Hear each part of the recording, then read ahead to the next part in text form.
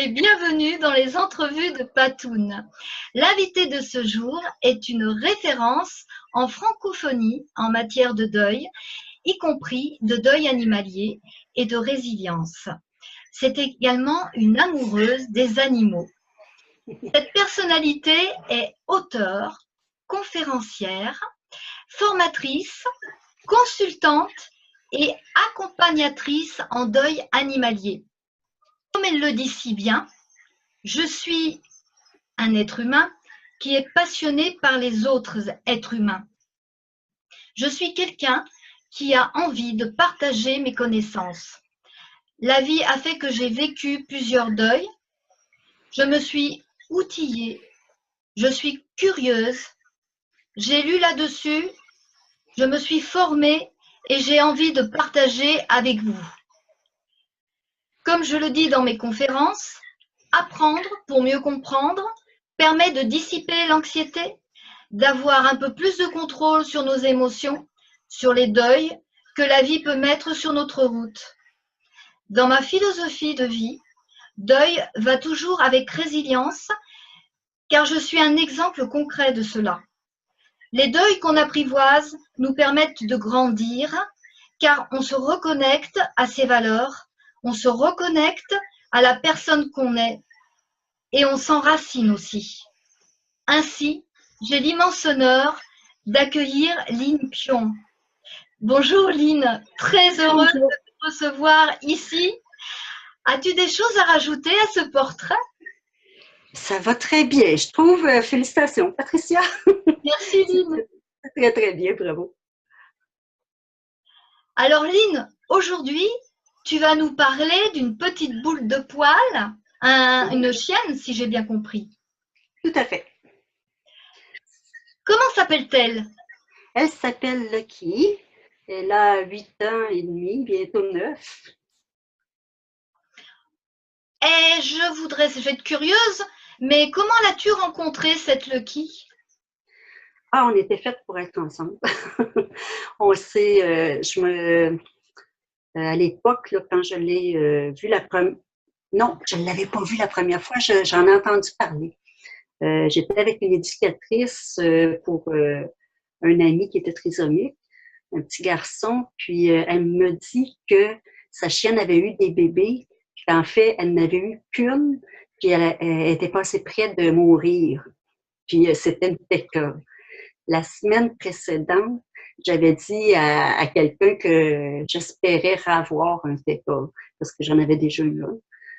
Puis je suis allée la voir chez l'éducatrice, là, et je suis tombée en amour. Elle était toute petite, hein, elle avait quelques semaines seulement.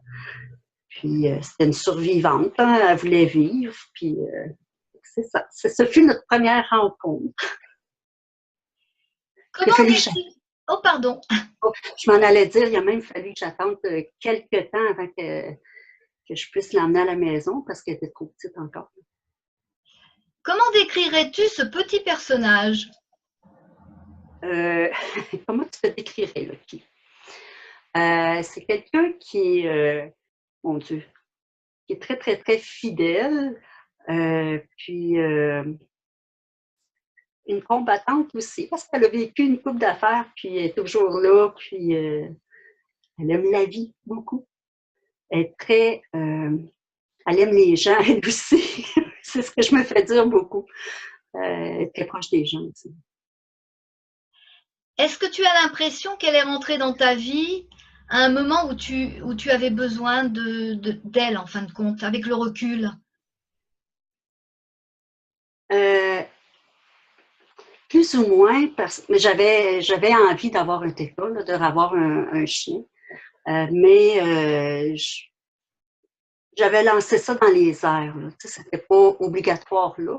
Puis à l'époque, j'étais famille d'accueil. Puis j'avais des enfants qui arrivaient à la maison, et des petits, quelques ados. Puis Lucky a toujours été comme l'ami de ces enfants-là. Puis même pour ceux qui étaient handicapés, elle faisait des exercices avec eux, elle les faisait bouger. Les petits enfants qui commençaient à marcher à quatre pattes, elle allait à côté. Puis c'était comme ça les encourageait. je pense qu'elle a joué un rôle de zoothérapeute avec lui. Ouais. Un rôle de médiatrice quelque part. Ben, si on veut dire, oui, aussi. Oui. Quelle relation entretiens-tu avec elle? Est-ce que c'est une relation fusionnelle? Comment tu qualifierais cette relation? Fusionnelle, peut-être pas. Je suis capable je sais que c'est un chien. Je sais que c'est un chien. J'ai beaucoup, beaucoup, beaucoup d'amour et de respect parce que je suis toute seule. Donc, c'est une très belle compagnie. C'est quelqu'un qui est toujours heureuse quand j'arrive. C'est toujours agréable d'arriver et pas avoir l'impression de parler tout seul, de parler avec elle, puis jouer avec elle, aller prendre des marches et tout ça. Donc, puis elle m'accompagne énormément moi, j'adore me promener en auto, puis elle m'accompagne presque toujours. Est-ce que tu aurais une anecdote à nous raconter à son sujet? Une anecdote. Je ne sais pas si on peut mettre ça dans l'anecdote, mais à un moment donné, elle a été très malade. La colonne des chiens est très fragile, hein, des pétoles, des chiens saucisses. Puis, elle avait des vertèbres, en tout cas, quelque chose aux vertèbres, la colonne vertébrale. Puis, elle n'était plus capable de marcher. Les pattes en arrière ne fonctionnaient plus du tout. Puis, quand je suis allée voir ma vétérinaire, on parlait peut-être d'opération. Puis, même là, on n'était pas certaine qu'elle était pour pouvoir encore marcher. Puis j'avais un chat à l'époque. Puis, elle voulait courir après. Hein, il fallait que je lui dise pour qu'elle comprenne qu'il fallait qu'elle reste dans son lit, tranquille. Puis, mais je la massais à tous les jours. J'avais déjà travaillé en production porcine. Puis, il y avait des petits cochons qui naissaient comme ça, les jambes, on appelle ça des splay legs. Puis, je les massais, ces petits porcelets-là, puis ils revenaient corrects. Et là, je me suis dit, peut-être que si je fais ça, ça peut aider. Puis finalement, quand je suis retournée voir, j'ai appelé ma vétérinaire, j'ai dit là, je ne peux plus la retenir. Il faut qu'elle court. Là. Puis c'est ça, ma vétérinaire en revenait juste pas. Là. Elle a dit, j'étais tellement certaine, presque convaincue qu'elle ne se remettrait pas de ça. Elle dit, avec beaucoup d'amour, elle dit, on peut faire des miracles. J'ai trouvé ça beau. Fait que c'est ça. Maintenant, elle court, elle saute, elle fait tout ce qu'elle veut. Mon Dieu, il y a rien de trop beau. Fait que c'est ça. Elle est à son aise. C'est très drôle. Ouais. C'est cool. Oui. Là, je pense qu'elle prend un bain de soleil. C'est peut-être moins cool pour toi. Ah ben non, c'est pas si mal. C'est ça la tête. Elle est trop. Ah, c'est ton Elle est décontracte. Très. Elle est en confiance, en tout cas. Oui. Ah là là. Lynn, elle te fait souvent le coup, là Ah oui, elle est colleuse, qu'on dit.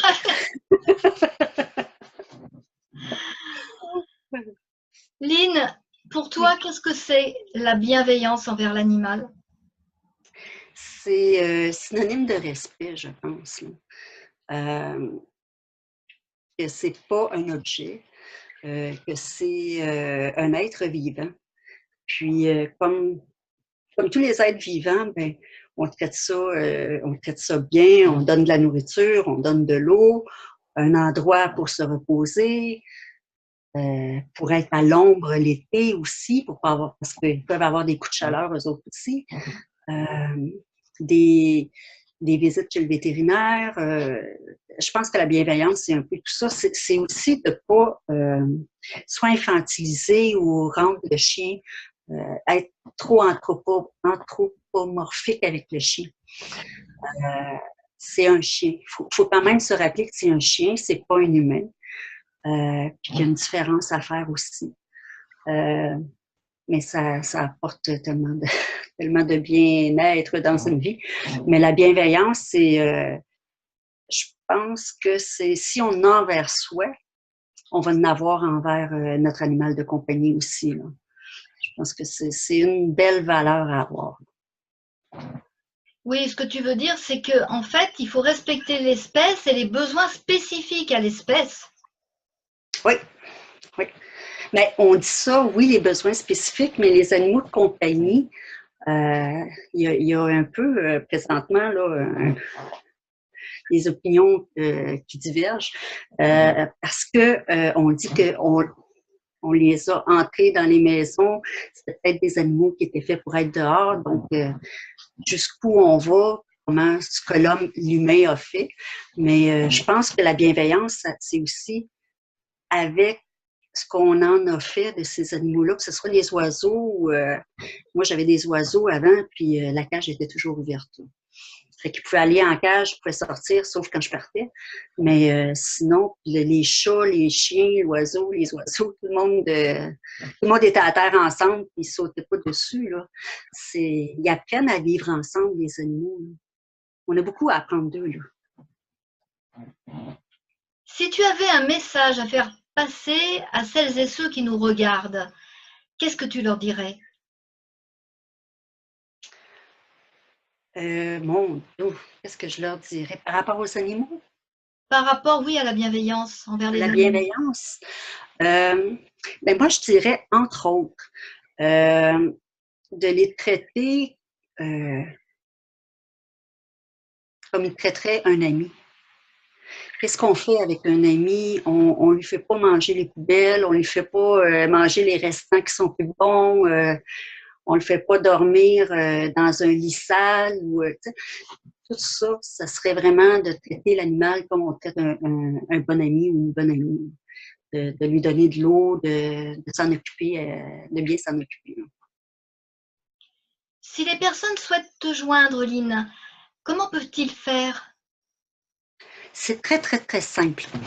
Il y a le site deuilanimalier.com.